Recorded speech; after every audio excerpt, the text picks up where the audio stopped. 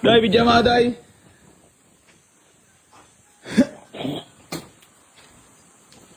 Budodo is in the house.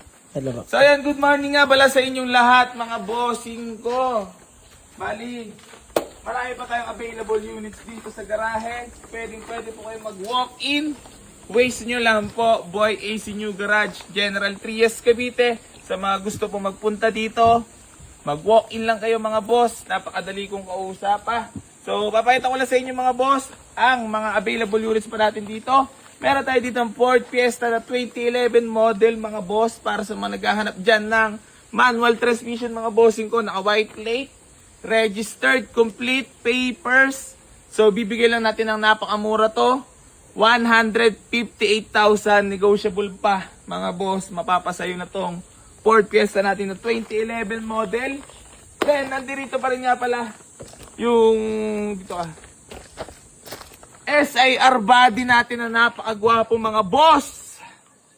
Loaded nga pala to, naka-carbon fender hood, automatic transmission mga boss para sa mga naghahanap sa atin dyan ng poging SIR body mga boss. Baka mapapasay nyo na tong SIR body na service natin ha. Napakagwapo na ito, ibibigay ko na lang ng napakamura. Siguro 210, negotiable pa tayo dyan mga boss. Pwede mo na puntahan dito sa garahe. Then, ito nga pala yung ating Honda Civic Bigote mga boss na automatic transmission. Ice cold aircon nga pala to, presentable paint. Pwede mo na puntahan sa garahe. Ibibigay ko na lang din ng napakamura. Gano'ng kabigay doy? 158,000 negotiable pa mga boss. Registrado na, malamig pa aircon mga bossing ko ha. Tapos mga boss, gusto ko lang din paalala sa inyo sa mga magpupunta dito, ulitin ko lang ha. Arahim. And then sa mga pupunta po dito mga bossing ko, wala naman po sa pilitan. Kumbaga kung may mga gustuhan kayo dito, i-check nyo rin naman yan. Tayo naman dito mga bossing ko, hindi naman tayo para magbenta ng sakit sa ulo na sasakyan, di ba? Lahat yan mga bossing ko, ginagawa natin kung may issue yung sasakyan. Kasi mga boss, ito at kwento ko lang sa inyo. Ang pagbabayin sila, syempre hindi naman madali yan. So ngayon, hindi na ako magpapakita ng mga hindi maganda sa social media, yung mga ganong kasi gusto ko lang din maging transparent, so hindi pala okay. Pero at least, di ba, marami tayong natutunan sa nangyari. Ako rin, marami, sobrang dami rin yan, sobrang lawak. At talagang, kay Makagago, big shoutout din sa iyo, idol. Talagang matagal ko na pinapanood yan. May mga, ito kasi si natin, Idol Makagago nasa scene talaga ng yan. Kumbaga, siraan talaga ng buhay yan Pero ngayon, iba na strategy ni Makagago, talagang okay na rin. Kumbaga, talagang bumait na rin talaga. Idol dyan kay Idol natin talagang okay din yung mga sinabi. Yung mga sinabi kagabi. Nanood din kasi ako sa kanya Talagang meron din natutunan. Ako naman mga boss, hindi naman ako masamang ugali, hindi naman ako para maging bastos sa kliyente. Ako naman sa sobrang dami na nating nabentang unit, hindi rin madali, di ba? 6 seats, 8 hits, ayun, gaya nga ng sinabi, second hand dyan, talagang sa 5 mabibenta natin sa loob ng isang araw, meron at merong talaga dyan. Hindi maiiwasan na magkakaroon ng sira. Pero, mga boss, lagi ko naman sinasabi sa inyo na ang mga unit namin dito hanggat kayang puliduhin ng 101%, di ba Doy? Talagang pupuliduhin natin yan. Alam nyo ba yung binabash nyo na si Loward mga boss? Sa mga basher ko dyan. Pag yun pinakita ko sa inyo lahat ng mga nagawa nun, tangina na mabibigla ka rin bilang sa ganong edad talagang natuto na rin talaga sa pagmemekaniko. So, ayun, big shoutout nga rin pala kay Loward. Yan, chief mechanic ng AC Garage yan. Ipagmamalaki ko talaga yan. Talagang malupit naman yan at marami na napatunayan sa akin yan. Sa inyo, sa mga hindi nakakilala sa kanya, hindi nyo talaga malalaman na mahusay na mekaniko. Pero para sa akin mga boss, sa akin sa tinagal-tagal na natin sa pagbabuy and sell. So, pasensya na sa lahat ng mga taong nadamay. So, sa nagawa ko doon sa pag-post kita. Actually, mga bossing ko, ako naman po nag-post noon. Pero sa unit mga bossing ko, unang-una doon pa lang sa unit na yon, hindi ko rin naman na para i-post yung kaganapan na yon, di ba? Kung alam ko ikakasira ko rin. Di ba? Ako nag-post nun yung kay tatay, Doy.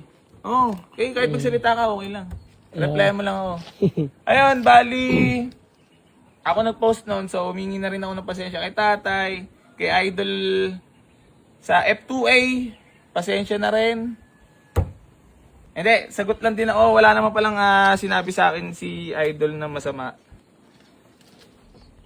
And big shout out. So ayun, bali humingi rin ako pasensya sa lahat ng mga followers dyan na naging toxic ang Facebook world ni AC Garage. Di ko naman kagustuhan din na ganun, lumaki ng lumaki yung issue.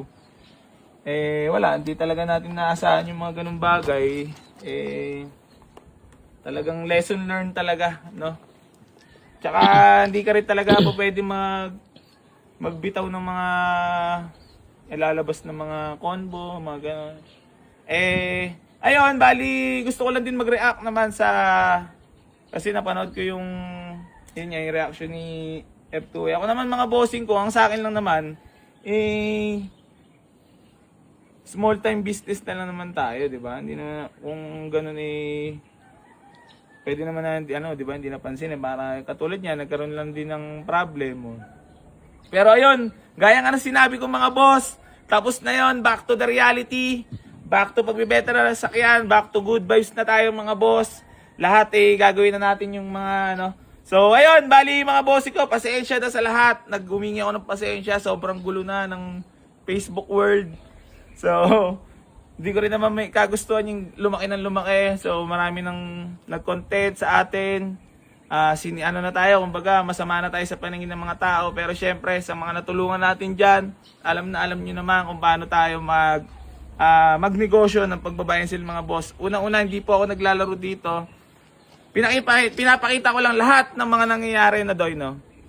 Yes. For transparent lang naman talaga. Kailangan lang natin maging transparent. Pero mga boss, ulitin ko lang dito hindi naman kami para magpabaya ng buyer. Doy, alam mo yan Doy, di ba? Yes, sir. Parati yan rescue. Kumbaga rescue agad yan, one call away. Once na may nakabili sa amin dito, inabutan. Kaso syempre mga boss, pagka nadadala ka na ng tensyon or galit katulad nun, mainit na yung kaganapan, hindi na natin maiwasan yung mga ganung bagay. Talagang Kusa na lang talagang kusa na lang talagang nalabas katulad ng pinost ko. Nakita nyo, bastos ako doon. Pero kung ano naman na ayaw ko masira, hindi ko naman na para i-post yun, di ba? Kita nyo naman kung paano ako nagiging totoo sa inyo. So, hindi na pala ako magpo-post ng mga ganong sistema na balik-balik. Actually, mga bossing ko, lahat naman ng nakakabili sa amin, syempre, hindi naman perfecto yan. Kahit ngayon mga mamahaling sasakyan, mga modelo na, may aabutin at aabuting sira pa rin dyan. Kumbaga, talagang hindi mo maasahan talaga yan. May sakit pala yung once na lalabas. bumili ka na, ito payo ko na lang din sa mga bibili ng sasakyan. Once na ang sasakyan na bili mo ng 150, kahit pa parang may 50 or 100 ang sobra dyan. Di ba? Para meron kang panggalaw sa mga dapat galawin. Na pag may nabot na sira, hindi mo isisisi sa napagbilan mo. Kasi ako mga bossing ko, ikukwento ko na rin sa inyo. Total, nandito na rin naman ako. Social media influencer, di ba? Vlogger, kuno. Ako naman mga bossing ko, masaya na lang naman ako sa ginagawa ko. Kumbaga, natulong naman talaga tayo. Tapos, mura nyo talaga nakukuha sa akin yung bawat unit na binibenta ko. Di ba? Ganun lang naman sa buhay Kumbaga, ako mga boss, kung naging garapal ako, lalo nung kalakasan ko mga boss, hindi lang ganito ang meron ako ngayon, di ba? Pero ibig sabihin ko nga, gaya nga ng sinabi ko, kung ano man ang meron tayo dito, hindi rin naman natin pagmay-ari. Tama. Di ba? Kaya kung ano yung meron sa atin dito, enjoy mo lang, enjoy life. Life is short. So, yun, lagi lang tayo mag-enjoy, huwag na maging toxic, huwag na tayo manilip ng buhay na may buhay ng iba. So, ayun, marami ako natutunan sa lahat ng nangyari. Wala. Tao lang naman tayo Kita mo naman. Yung pinost ko talagang sumabog lang. So, hindi ko rin naman yung pinapost na para ikasira ko. Kumbaga, pinapost ko yun. Bahala na kayo. Kumbaga, taong matalino, kung matalino ka, maintindihan mo naman yun Kung, di ba, kung ano yung sistema na nangyari. So, yun. Pasensya na rin kung naging masama ako. doon sa video na yon. Pero mga boss, alam niyo naman tayo pusong mamon tayo. Kumbaga, hangga't kaya natin makatulong matulungan yung mga taong nangangailangan or nangangarap magkaroon ng sasakyan. Hindi naman natin para pabayaan yan. Kumbaga, gagawin natin lahat. Kumbaga, kaya nga Boy AC Garage number 1 di ba? Isa sa mga pinakasikat dito sa mundo ng pagbabayad sa sale, di ba? AC Garage,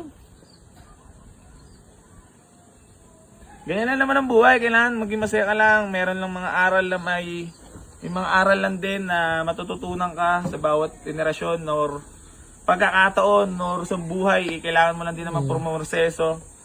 So yun, bali gusto ko lang magpasalamat sa lahat ng mga patuloy na sumusuporta dito sa Boy AC Garage mga boss.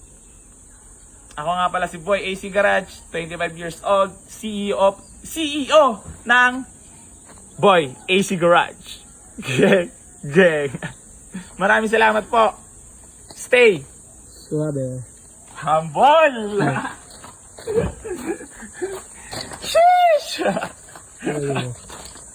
What's up mga kageng-geng? May papakilala ko sa inyo. Ito ang Stakes PH. Madami laro dito. Mag-register na at mag-deposit. Mamimigay ako ng 10 katao na tigpa 500. Mga boss, may entry rap. May entry ka na din sa paparapol natin na sasakyan. Safe to mga kageng-geng. Pagcore license. Ano pa inaantay mo? Sabay-sabay tayo magpapaldo. Geng. Thank you so much. Peace.